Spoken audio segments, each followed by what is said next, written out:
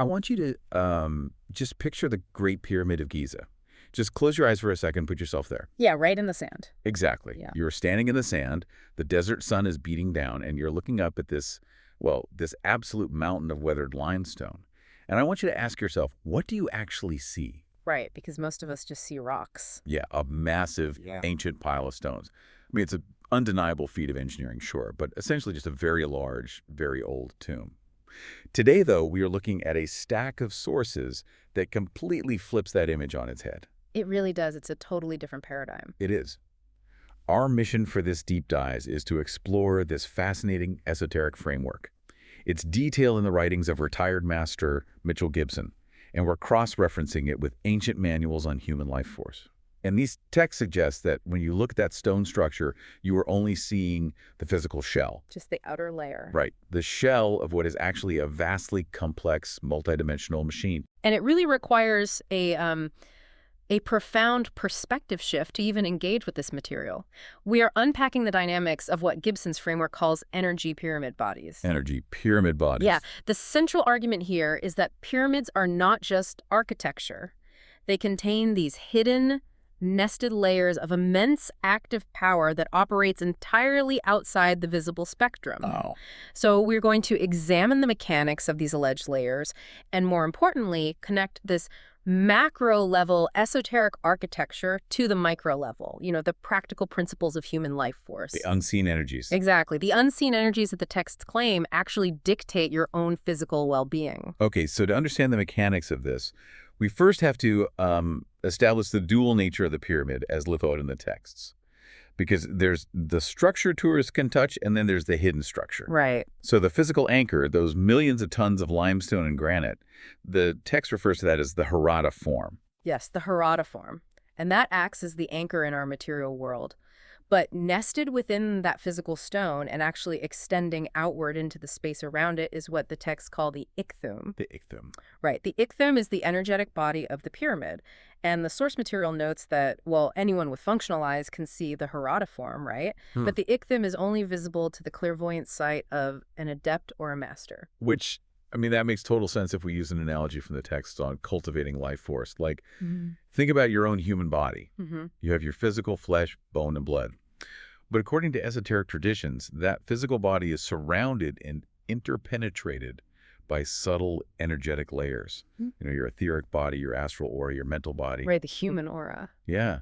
So just as human physical flesh conceals these nested layers of prana and consciousness, the pyramid's outer stone layers conceal its own nested energetic anatomy.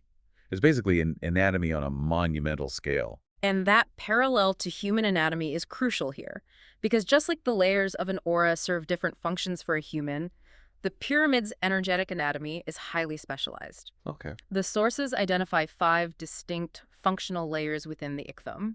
And to understand what kind of high-value capabilities are housed inside this machine, we really have to start by looking at how the machine protects itself from the outside world. Right. The perimeter defense.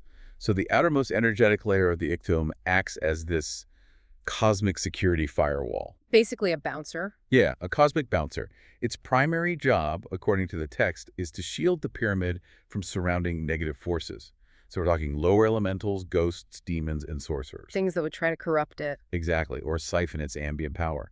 And it also apparently prevents certain entities from using the pyramid as an unauthorized gateway to escape our earthly domain. Which is wild. And the text treats this layer as a highly reactive, intelligent perimeter. You cannot simply stumble your way through it. If you approach the pyramid's energetic field without permission or without the proper alignment of consciousness, this outermost layer delivers what the source describes as a harmless shock to your system, just to repel you. Okay, I have to pause and challenge the mechanics of that. Sure. How does an invisible spiritual force field deliver a physical shock to a human being? I mean, if I walk up to the pyramid, I am walking through thin air.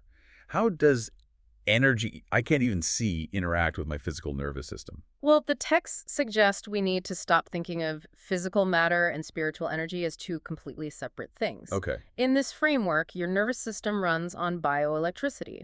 Your brain sends signals using these faint electrical impulses. Right, yeah. So the outermost ichthum is described as a dense, high-frequency electromagnetic field. When an incompatible low-frequency consciousness, like, say, a person operating out of pure greed or malice, when they enter that high-frequency field, the dissonance creates an electrostatic discharge. It essentially overloads your bioelectric circuits for just a fraction of a second. You feel it as a physical jolt, or maybe a sudden wave of nausea, or just this overwhelming instinct to step back. It's a literal frequency clash. Okay, so it repels unauthorized users. Mm-hmm. But then how does an authorized user bypass the firewall?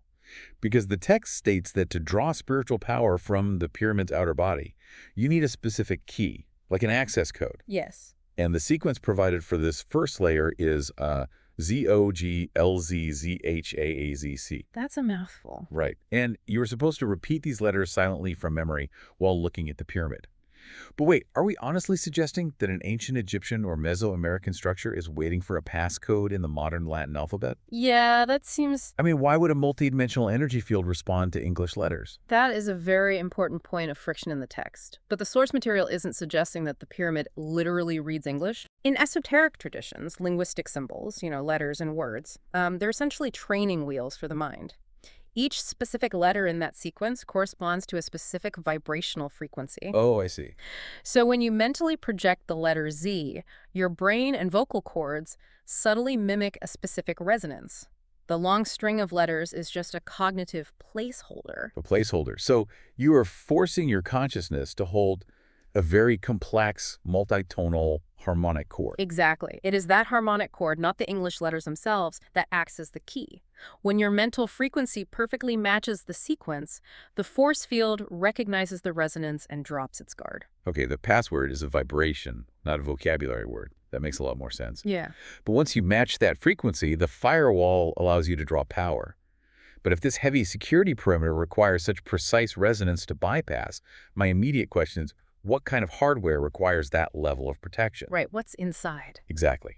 Moving deeper past the perimeter, the text describes the next layer not as a wall, but as a hangar, a docking bay for cosmic travel. Yeah, the second layer houses what the texts call pyramid ships. And we have to separate this from modern science fiction. Right, no flying saucers. The text explicitly states these are not mechanical spacecraft built out of metal, wiring, or glass by human or even alien hands. They are constructed by the Anthropos. And the Anthropos being the divine, primordial human archetype in these esoteric systems. Precisely. The Anthropos allegedly built these vessels from pure energy and ambient matter. There are dozens of them just lying dormant within the energetic footprint of a given pyramid, manifesting in various colors, shapes, and sizes. They're described as highly sophisticated holograms that can act as physical matter vessels. Okay, and another mechanical question for you. Go for it. How does a hologram act as a physical vessel? Yeah. I mean, by definition, a hologram is just light. You can put your hand right through it. How do you ride inside a projection? Well, the framework presented by Gibson relies on the idea that physical matter is simply energy vibrating at a very slow, dense rate. Have you ever seen cymatics? Cymatics? Yeah, where sound waves played through a metal plate cause loose sand to form these perfect geometric patterns. Oh, yeah. The vibration forces the physical particles to organize themselves. Exactly. The text implies these ships operate on a similar principle, but scaled up to a cosmic level. The hologram is a template of high-frequency energy. Okay. When activated, that template drastically slows its vibration, instantly condensing the ambient particles in the air, moisture, dust, atmospheric gases. It condenses them into a temporary, hyperdense physical shell. Wow. It becomes solid because the energy template forces the local environment to conform to its shape. That drastically changes how I visualize this. And the activation process itself is fascinating. The text provides another access code to draw out a ship, which is ALEAIVIOLRAA. Right. But you don't just recite the code, watch the ship appear, and grab a steering wheel. The interface is completely cognitive. I think the best way to understand this is to compare it to a highly advanced neural link. The ship responds entirely to thought, memory, and language. It requires a total mental merge. When you mentally project the activation sequence, the energy vessel appears, but it actually acts as a secondary checkpoint. The ship actively scans your consciousness. Wait, what is it scanning for? It is assessing the density of your astral and mental bodies. If you harbor deep psychological fractures or intense fear or unresolved trauma, merging your consciousness with a multidimensional vessel would likely tear your psyche apart. Oh, jeez. Yeah. The ship evaluates your structural integrity. If you are approved, the ship transports you into its body. And the crucial detail the text emphasizes is that your subconscious immediately knows how to operate it. Like downloading a manual straight to your brain. Right. You don't need to learn a control panel because the ship essentially becomes an external hard drive for your mind. Your nervous system is the engine. From there, the text claims you are equipped to navigate this geometric vessel to circumnavigate the known universe. The idea of outward travel across physical space is just staggering. But as the texts guide us even deeper into the pyramid's architecture, the function shifts dramatically. It does. The third functional layer isn't about flying outward through space. It is about inward travel across time, dimensions, and personal biology. Yeah. This is where the macrocosmic machine directly interfaces with the microcosmic human. Yeah, the third layer is buried deep within the pyramid's energetic core. It operates as a multidimensional gateway and basically an ultimate cosmic database. A user with the proper access can use this layer to display scenes from any spatial dimension or timeline. Any timeline. Any timeline. The text even claims you can summon physical objects, food, shelter, or advanced technology from hundreds of spatial domains. Okay, I want to focus on how that connects to the human element, because Yeah. summoning technology sounds incredibly abstract. Sure. The source material on human life force bridges this gap perfectly.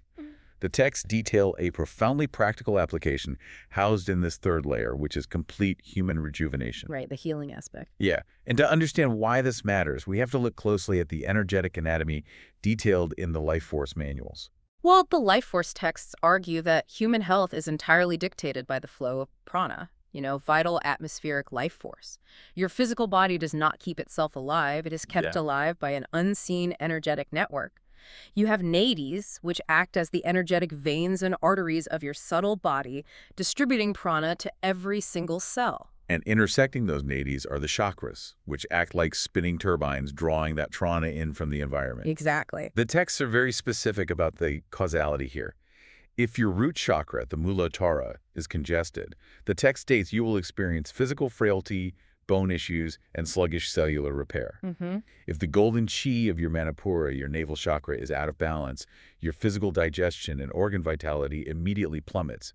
Physical illness is just the final visible symptom of an energetic blockage. That is the foundational premise. And the pyramid, at the level of this third energetic layer, it basically functions as a monumental tuning fork for that exact human system. A tuning fork, I love that. The texts explain that by using a specific, sustained internal spell, you can prompt the pyramid to perform a comprehensive diagnostic scan of your subtle body. Just like the ship scanned your mental stability, this layer scans your energetic plumbing. Okay. It identifies exactly which chakras are spinning out of rhythm, where your nadis are blocked, and where there are microscopic tears in your auric field. And once it identifies those blockages, it delivers the exact frequency of prana required to correct them, right? Exactly. It channels healing energy down into the physical nervous system, the large organs, the muscles, and the reproductive systems. It literally forces your human energetic system to resonate with the flawless geometric perfection of the pyramid. If your heart chakra is vibrating at a low, erratic frequency due to stress, the pyramid floods it with a massive, stable frequency. Through the law of resonance, your chakra has no choice but to entrain to the stronger, healthier vibration. That's amazing. And the texts treat this as a literal medical procedure. They specifically note that the Great Pyramid of Giza and the Pyramid of Teotihuacan in Mexico are the optimal terrestrial locations to receive this specific kind of recharging energy. But there is a warning. Yes, a very strict warning attached to this. The text insists you should trigger this rejuvenation process no more than once a month. Right, because the limitation is mechanical. The human nervous system is only built to handle a certain voltage of prana.